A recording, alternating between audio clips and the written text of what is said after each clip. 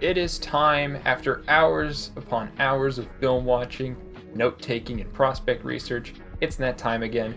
The NFL draft, where people like me pretend they know who the best NFL prospects are, only to look like a complete idiot a few years down the road. Unfortunately, that hasn't stopped me from trying yet again. This is the Huddle's first annual mock draft. Hope you enjoy it.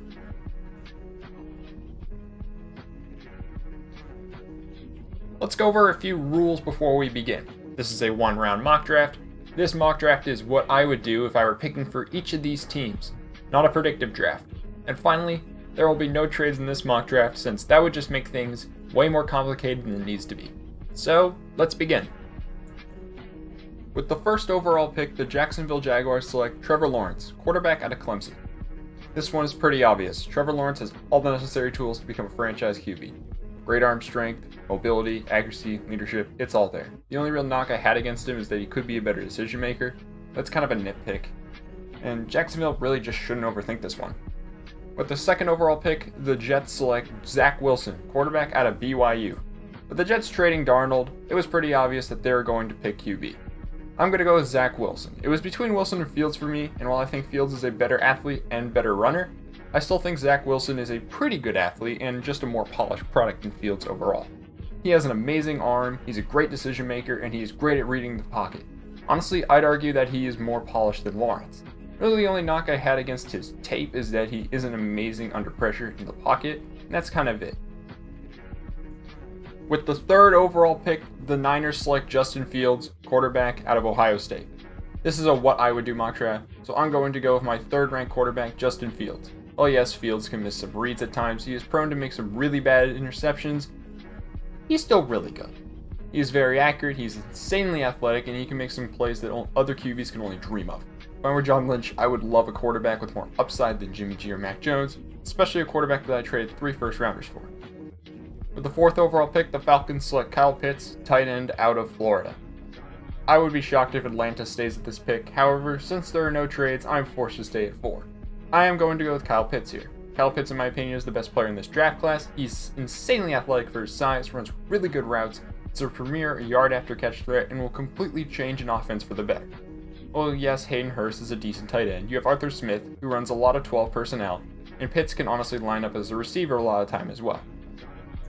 With the 5th overall pick, the Bengals select Penei Sewell, tackle out of Oregon.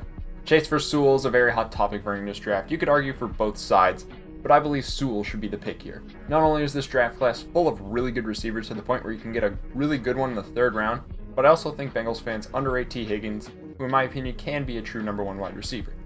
Bengals fans will argue that Riley Reef, so you don't need a left tackle. Well, getting Riley Reef is pretty much doing the bare minimum. When you have a franchise quarterback like Joe Burrow, you can't do the bare minimum. Anyway, with that rant over, let's talk about Penei Sewell. He is best player available at this point in the draft. He's an amazing athlete. He has all the length, strength, speed you'd ever want in a tackle. In the screen game, he's just a cheat code. He still has pretty good technique. He does expose his chest too much for edge rushers from time to time, but otherwise, there is little to really knock about Sewell. The Bengals need offensive line help with this pick. Combined with a guard in the 3rd or 4th round, really could help out Joe Burrow and allow him not to get killed. With the 6th overall pick, the Dolphins select Jamar Chase, wide receiver. This one's obvious, nothing against Devontae Parker and Will Fuller, but neither are really true number 1 wide receivers, and the Dolphins desperately need one for Tua. When it comes to receivers, Chase is the best one available. He combines athleticism, route running, yard after catch skills into one package, the true definition of a number 1 wide receiver. I would like him to get more separation at times, but he definitely has that ability in him, and all in all, Chase is a really easy pick for the Dolphins. With the 7th overall pick, the Lions select Devonta Smith, wide receiver out of Alabama. While Devonta Smith doesn't have the size you may want in a receiver, he makes up for it in pretty much everything else. He's fast, he run blocks like an animal, and he's an outstanding athlete and route runner. Like I said, his size is probably the biggest issue, but not enough an issue to keep me from taking Smith 7th overall. The Lions receiver depth chart is just gross. Tyrell Williams is their number 1 wide receiver, which, no. That's all I gotta say. With the 8th overall pick, the Panthers select Rashawn Slater, tackle out of Northwestern. I don't care if the Panthers sign Cam Irving, they need a left tackle. If the Panthers want to put Cam Irving against someone like Shaquille Barrett, Jason Pierre-Paul, or Cam Jordan, be my guest. But I'm not going to do that. Instead, I'm going to draft Rashawn Slater.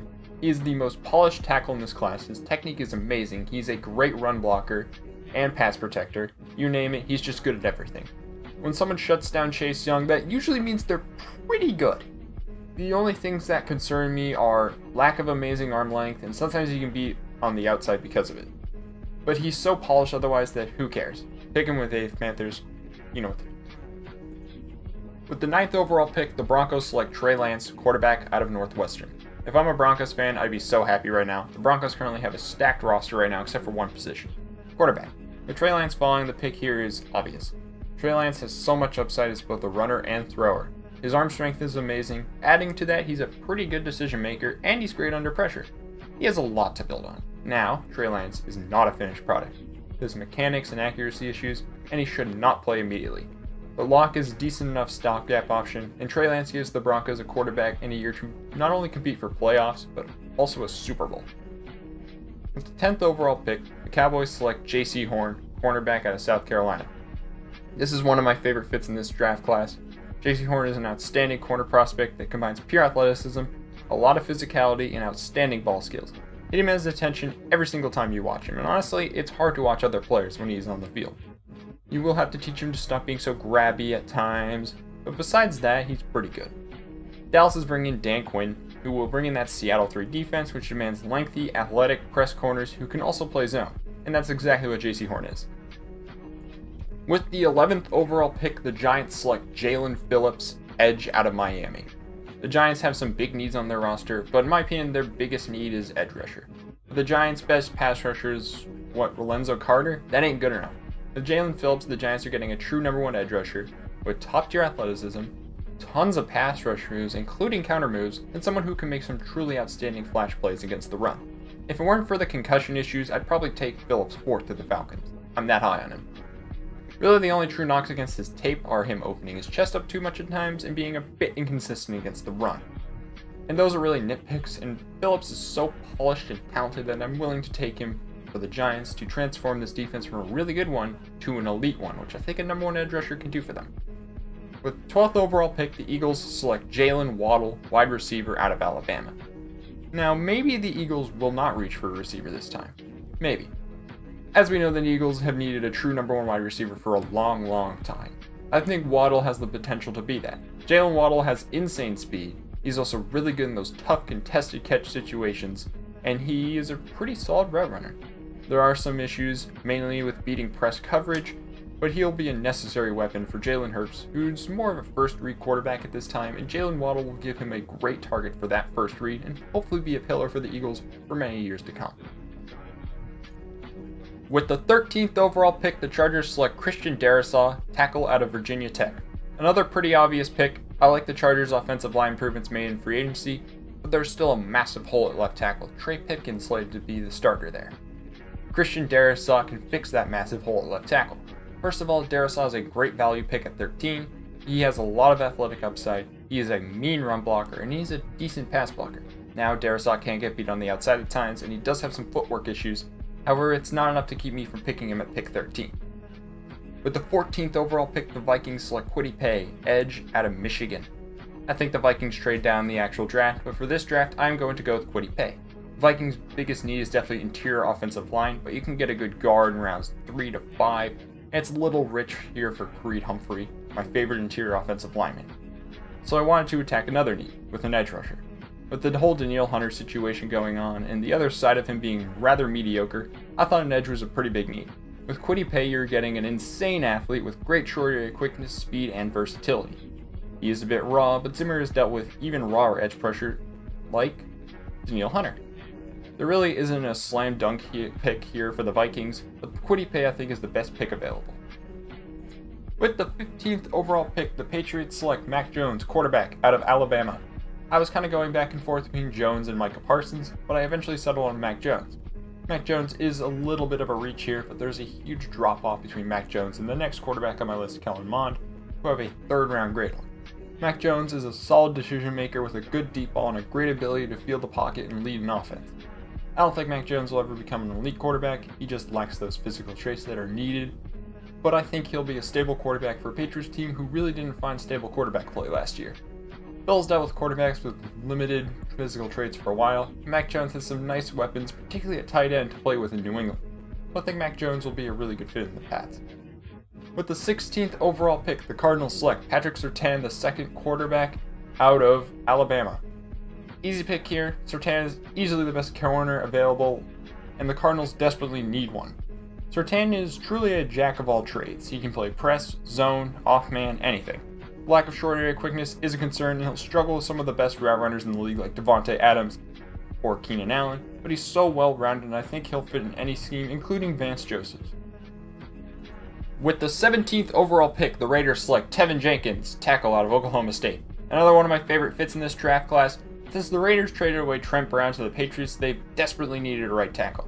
Jenkins plays tackle like a madman, combining unbelievable strength, effective punches, solid technique, and a fun-as-hell mean streak. As a run blocker, he is outstanding, frequently opening holes for Chuba Hubbard or other Oklahoma State running backs. Jenkins can be a bit over-aggressive times, especially with his footwork, but Gruden has always had a run-first offense that can hide some of Jenkins' flaws as a pass protector and allow him to showcase his unbelievable strengths. With the 18th overall pick, the Dolphins select Micah Parsons, linebacker out of Penn State. The Dolphins' linebacking core is a bit underwhelming. Trading for Benardrick McKinney helps, but he isn't an amazing linebacker at this point in his career. With Micah Parsons, the Dolphins are getting an uber-athletic, big, strong linebacker, who does have some issues with coverage and tackling ability. Luckily for him, I trust Brian Flores to develop him properly, and Flores, being from the New England tree, loves those big linebackers. Parsons can be moved from edge to inside linebacker in that hybrid scheme and will be a great addition to an already great Miami defense. With the 19th overall pick, the Washington football team selects Samuel Cosmi, tackle out of Texas. There are a lot of options here for the football team, but I want someone who can be their tackle of the future. Cosmi is an uber-athletic tackle with great technique and pass protection who can play both right and left tackle. The football team brought in Ryan Fitzpatrick, who loves to throw deep, and having a tackle that can allow him to execute deep passes is important. My main knock against Cosmi is he isn't a great run blocker, but it's not like he's terrible in run blocking. His pass protection prowess and athleticism is more than enough for me to choose him with this pick. With the 20th overall pick, the Bears select Caleb Farley, cornerback out of Virginia Tech. The Bears released Kyle Fuller for some reason and have opened up a hole at corner. Farley has the athletic upside to fill that Kyle Fuller role. He can make some plays that other corners can only dream of. He's particularly great in off-man coverage and has outstanding ball skills. The injury concerns scare me a bit, and he does have some things to clean up, particularly in zone coverage, but he is so talented that for the Bears, it was the best pick available. With the 21st overall pick, the Indianapolis Colts select Liam Eichenberg, tackle out of Notre Dame. This is another pick that is a tad bit of a reach. The thing is, the Colts don't really have any glaring needs at this point besides for really one, left tackle. Eichenberg may not be the most flashy tackle, and some issues with length and lower body strength do exist, but he gets results. He has amazing technique and is well-rounded in many areas. The Colts' only glaring need is left tackle, thanks to the retirement of Anthony Costanzo, and I think Eichenberg will be a worthy replacement for him. With the 22nd pick in the NFL draft, the Tennessee Titans select Rashad Bateman, wide receiver out of Minnesota. A pretty easy pick for the Titans. Not only is Bateman by far the best player available, but he's also a really nice replacement for Corey Davis. With Bateman, the Titans are getting an outstanding route runner with good hands who can work the middle of the field. Bateman might not have top-tier athleticism, but he still has enough to make a true number one wide receiver in the NFL. With the 23rd overall pick, the Jets select Jeremiah Owusu-Koramoah, linebacker out of Notre Dame. The Jets' defense was solid last year, but they still need a few pieces to become a great defense. JOK can be one of these pieces. He is a versatile piece that can line up all over the defense with top-tier athleticism and outstanding coverage skills.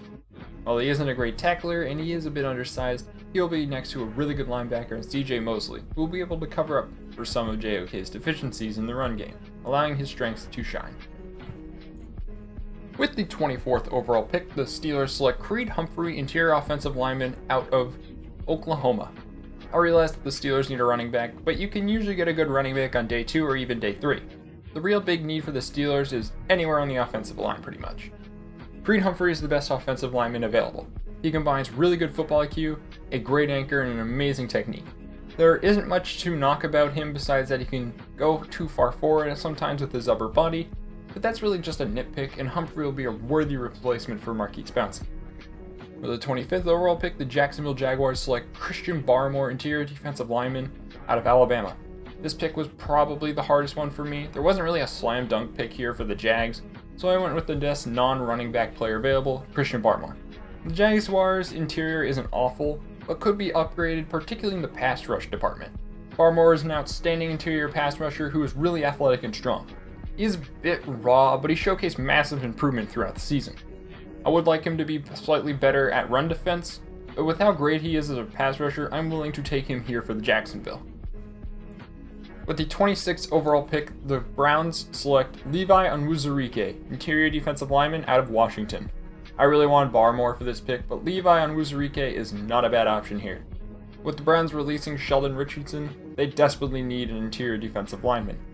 With Levi, the Browns are getting an outstanding pass rusher who is athletic and fast, but he isn't the greatest against the run. Luckily, Cleveland has Andrew Billings, who is a really solid wingman that can cover up for some of Levi's run defense issues.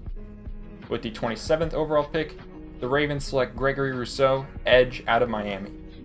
The Ravens lost both Matt Judon and Yannick Ngakoue this offseason and desperately need an edge. Rousseau gets a lot of unnecessary flack. No, I don't think he'll ever be that alpha 10-sec edge rusher, but I think he can be pretty much everything else. He's versatile, lengthy, powerful, and pretty solid against both run and in coverage. The Ravens love those versatile edge rushers, which is exactly what Rousseau is. With the 28th overall pick, the Saints select Eric Stokes, cornerback out of Georgia. The Saints have a glaring need at cornerback with Janoris Jenkins being released this offseason and whatever is going on with Marshawn Lattimore. Chris Richard is coming over as the DB coach for the Saints. Richard has recently worked with the Legion of Boom, and those corners were lengthy, physical, and outstanding in both press and zone coverage. Enter Eric Stokes, who will fit that description wonderfully. Stokes is a great press and zone corner who is very athletic and isn't afraid to tackle in the run game if needed. Perfect for a Saints secondary, which has been okay at best. With the 29th overall pick, the Packers select Asante Samuel Jr., cornerback out of Florida State. The Packers' corners after Jair Alexander are very underwhelming. While I think Kevin King gets a bit too much hate personally, he's an average at best corner, and I'm not really sure he's a great scheme fit for what the Packers want to do. With Asante Samuel Jr., the Packers are getting an undersized but lengthy and athletic corner who really thrives in off-man coverage. Samuel can start out in the slot for a year with Kevin King still here, and by year 2 become a full-time starter on the outside. With the 30th overall pick, the Bills select Elijah Vera Tucker, interior offensive lineman out of USC. I think that guard is a very underrated need for the Bills. Cody Ford and John Feliciano are merely passable, and there are upgrades to be had at the guard spot. Elijah Vera Tucker isn't the most athletic guard, and occasionally will have the lapse in footwork, but besides that, he really doesn't have any flaws. AVT is a very strong run blocker. He has great technique as a pass rusher, and he always seems to know how to align his upper body, and will never really get beat horribly. The Bills have done a great job surrounding Josh Allen, but I think Elijah Vera Tucker can be a piece to get the Bills over the hump. With the 31st overall pick, the Ravens select Terrence Marshall Jr., wide receiver out of LSU. The Ravens really need a number 1 wide receiver on the outside. Nothing against Hollywood Brown, but he's more of a number 2 deep threat. With Terrence Marshall, the Ravens are getting a receiver who maybe isn't the greatest route runner, but makes up for it with an outstanding release, top-tier athleticism, and being a physical receiver who's going to create great yard after catch opportunities. I think a true number 1 wide receiver can help Lamar turn into an MVP once again. With the 32nd overall pick, the Buccaneers select Najee Harris, running back out of Alabama. This is a luxury pick for the Bucs. They did bring back Leonard Fournette and brought in Giovanni Bernard, but none of the Bucs running backs are under contract next year. Najee is a top 15 player in this class. They are getting at pick 32. He pretty much is just Matt Forte 2.0. He is an athletic, powerful rusher. He's amazing in the receiving game. He frequently gets good yard after catch. He is amazing in pass protection, and there is no doubt in my mind that Najee Harris can be a true number 1 back for at least the next 5 years. And combined with the fact that there's tons of high-ceiling edge rushers and interior defensive linemen later in the draft, this is a no-brainer pick for the Bucs in my opinion. And that'll do it. Thank you guys for watching. This was a ton of fun to do. Liking and subscribing would be appreciated. You can even leave a comment about how wrong my pick was for your team, Either way, I appreciate you guys for watching, and I'll see you guys next time.